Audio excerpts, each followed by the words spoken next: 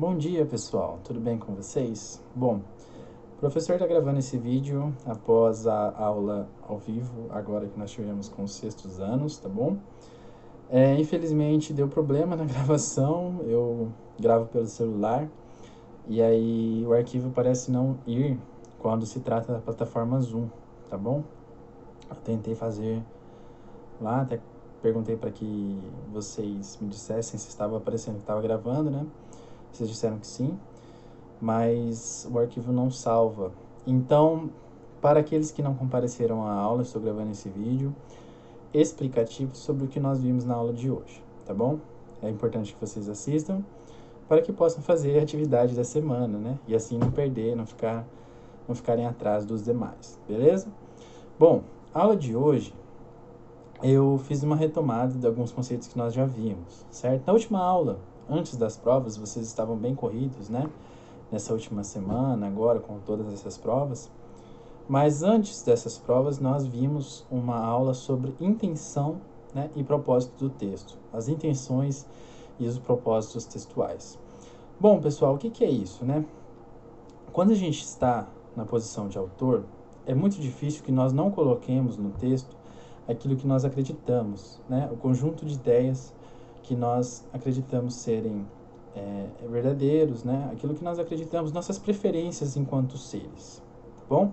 Então vamos pegar lá. Por exemplo, existem certas coisas que podem ser questões de preferências. Por exemplo, eu posso dizer, olha, eu gosto mais de café, né, do que de Coca-Cola. E aí vocês podem me dizer o seguinte, olha, professor, eu não gosto de café, prefiro Coca-Cola, prefiro suco, mas não gosto tanto de café. A essas preferências, esses conjuntos de ideias que nós acreditamos, tá bom? Aquilo que nós temos como verdade enquanto seres humanos, nós damos o nome de ideologia, tá bom? Então, por exemplo, eu posso dizer o seguinte para vocês, tá? Posso dizer o seguinte, olha, eu acho que, na verdade, o nome correto é biscoito e não bolacha. Lembra aquela discussão, né, que a gente fez em sala de aula? A gente pode fazer essa dinâmica, né? Olha, eu acho que o correto é biscoito. Para o seu leitor, você deve argumentar isso, né? A argumentação é a próxima tipologia textual que nós veremos nesse bimestre, né? Nessa correria que nós estamos, mas nós veremos a tipologia textual argumentativa. E na tipologia textual argumentativa, o elemento principal que compõe, né, é a persuasão. E aí eu expliquei para vocês o que se trata essa persuasão, né? Essa persuasão, pessoal, pensem o seguinte, vocês ficaram de castigo lá, mãe de vocês colocaram vocês de castigo, pai de vocês, os responsáveis, colocaram vocês de castigo, tá? Para você se livrar do castigo, o que é que você faz, né? Perguntei para vocês na aula ao vivo, perguntei para os alunos na aula ao vivo, eles me disseram, bom, eu choro, né? Eu tento convencer, digo para minha mãe que nunca mais farei aquilo, né?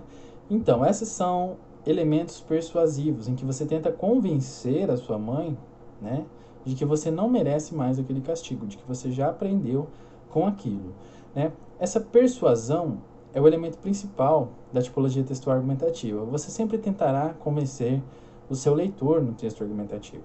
Então, por exemplo, se a gente tivesse uma questão, qual é o correto, né?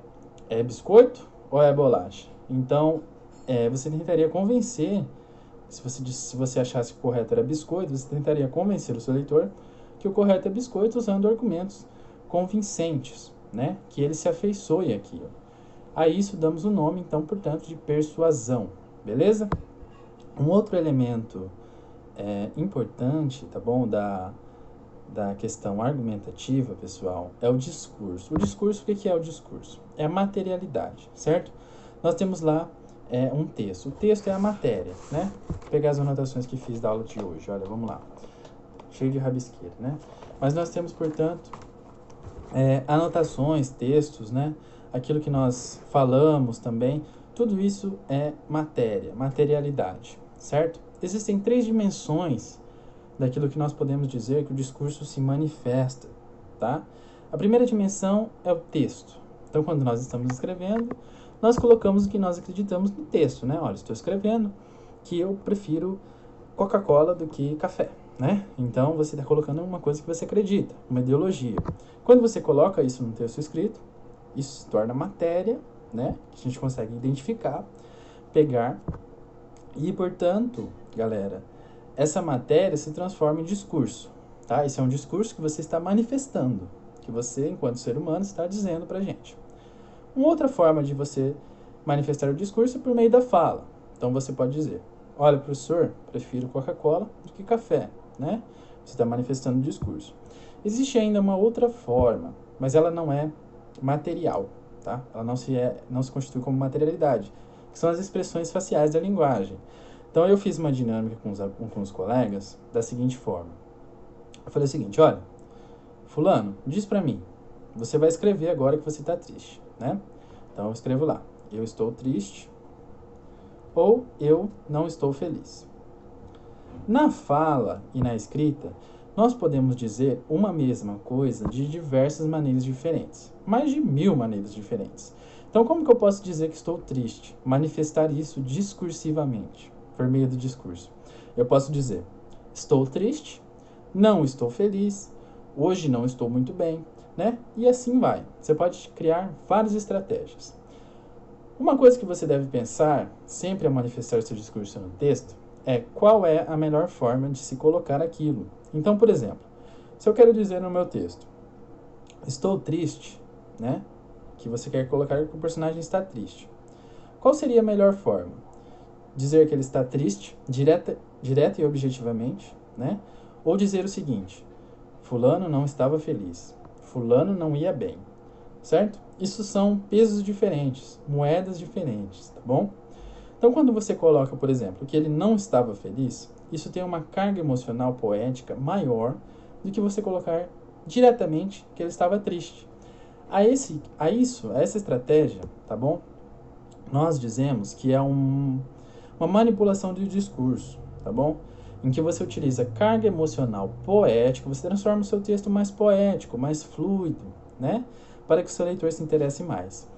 Aí eu fiz o seguinte: quando você entrega de bandeja, vocês já escutaram essa expressão? Entregar de bandeja, né? Poxa, você está entregando de bandeja, que a coisa vai muito fácil, tá bom? Que você quer colocar a coisa muito fácil. Quando você faz isso para o seu leitor, consequentemente, o seu texto se torna objetivo. E nas nossas primeiras aulas nós já falamos que os nossos objetivos não eram esses, de sermos objetivos. Os nossos objetivos enquanto autores e produtores textuais é o de sermos detalhistas, poéticos, de colocarmos o nosso texto da melhor forma, seguindo as meta-regras que nós já estudamos, certo? Assim o nosso texto fica interessante. Então, quando a gente coloca o texto de forma direta, né, o nosso leitor já tem a informação e ele se desinteressa muito rápido, tá bom? No texto argumentativo que nós veremos, e no romance, no conto, na construção textual como um geral, certo? É mais interessante nós sermos detalhistas, certo? Que nós não vamos direto ao ponto. Assim o nosso leitor fica interessado pela história.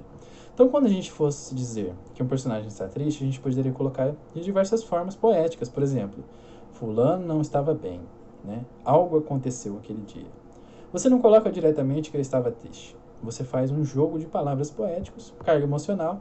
Pense nas estratégias de você sair do castigo da sua mãe, do seu pai, tá? E leve para o texto. Quais estratégias seriam melhores, né? Isso é o que nos faz pensar enquanto leitores e sermos melhores autores, beleza?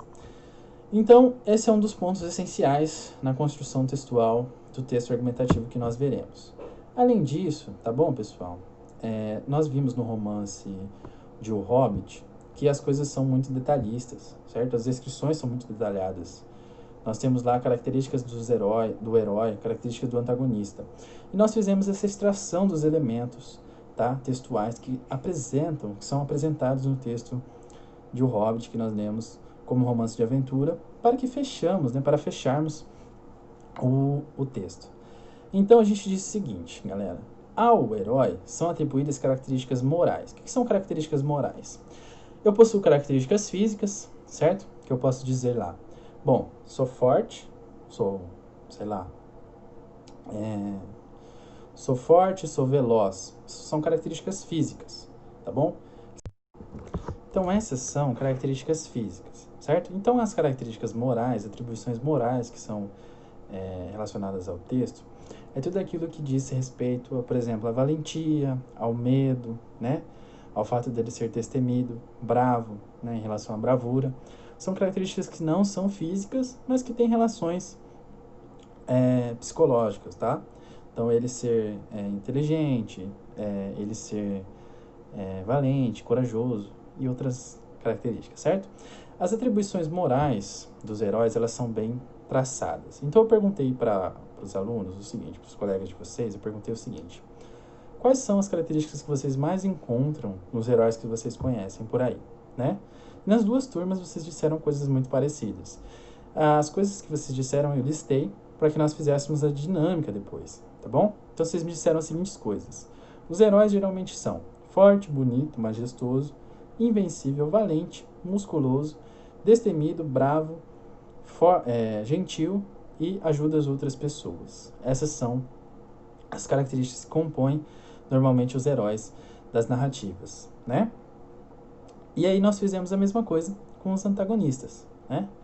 E aí vocês me disseram, os antagonistas podem ser um vilão, são sempre rivais, eles discordam do herói, né? Eles tentam derrotar o herói. Essas foram as coisas que vocês me disseram.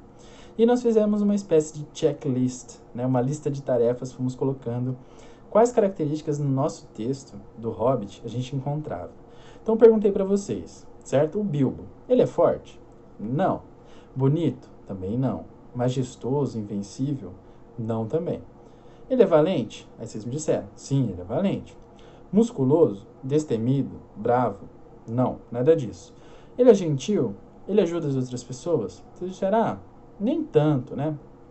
Então, de fato, a gente marcou que de 10 características atribuídas moralmente aos heróis normalmente, né, geralmente, o Bilbo, ele possui apenas uma marcada, que é a valentia.